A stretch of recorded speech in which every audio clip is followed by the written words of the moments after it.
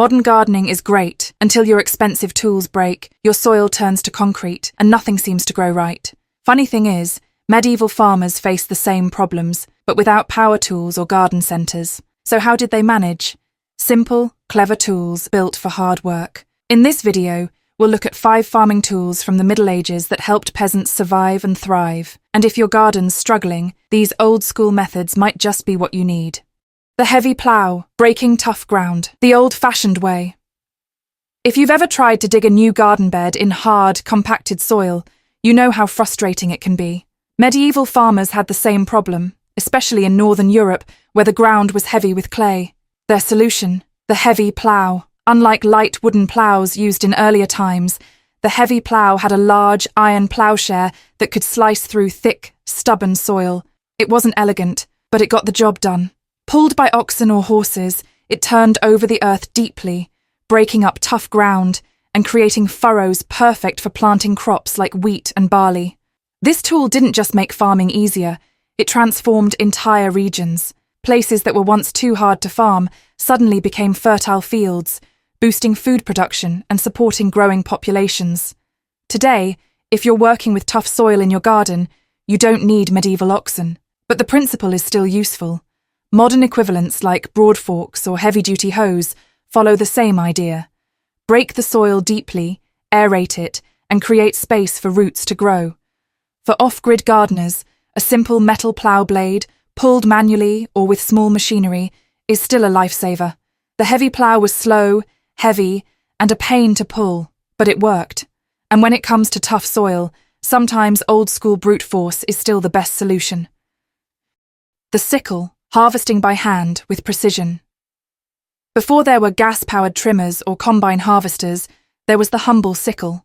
This small, curved blade was a medieval farmer's go-to tool for harvesting crops, cutting weeds, and managing small plots of land. Simple? Absolutely. Effective? You bet. A sickle is basically a short handle with a curved iron blade, sharpened on the inside edge. That curve is what makes it so good.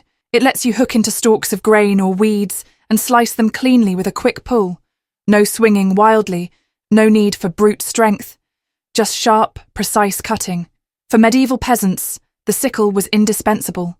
It was perfect for cutting wheat, barley and oats by hand, especially in smaller fields where bigger tools like scythes were awkward.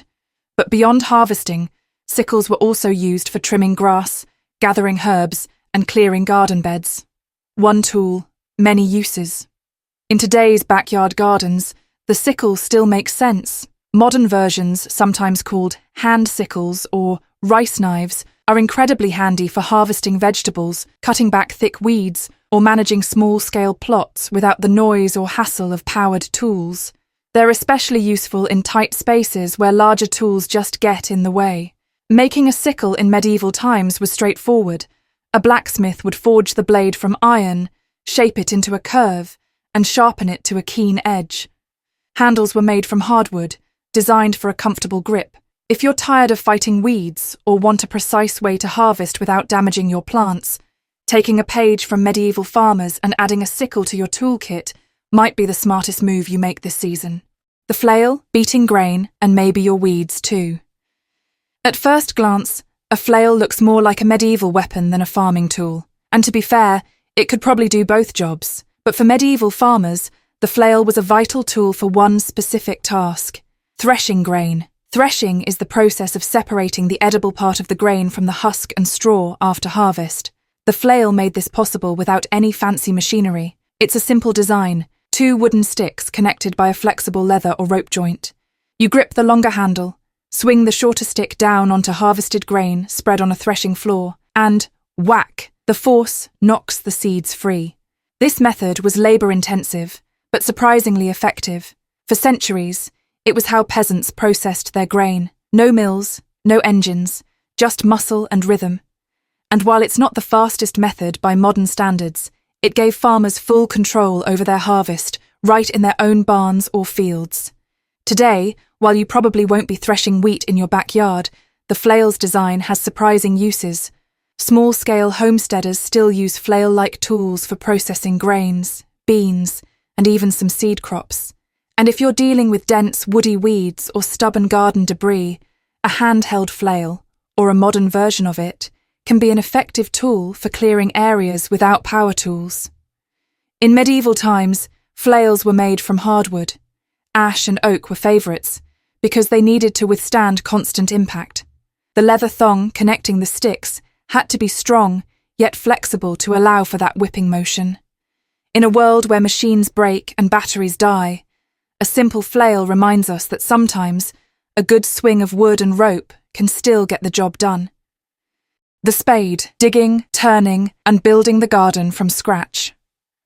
The spade is so basic, it's easy to overlook, but for medieval farmers, this simple digging tool was a cornerstone of daily life. Whether you were planting crops, turning soil, or even shaping drainage ditches, the spade was your constant companion. Unlike the large ploughing tools pulled by animals, the spade was all human-powered. Its design was straightforward, a wooden handle fitted with a flat iron blade. The blade was typically sharp with a slightly curved edge, perfect for cutting through sod, turning over earth, and digging holes for planting. Every peasant would have one hanging in the shed, or more likely, propped up by the cottage door.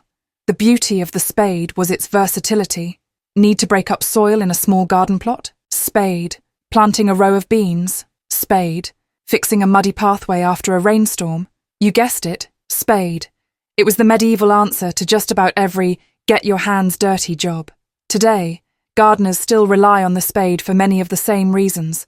While modern versions are often lighter and ergonomically designed, the principle hasn't changed. For off-grid living or simple backyard gardening, a good spade is irreplaceable.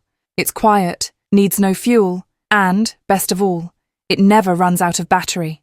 In medieval times, spades were typically crafted with hardwood handles, ash or elm was common, and fitted with iron blades forged by local blacksmiths. They weren't disposable. A good spade was repaired and sharpened season after season.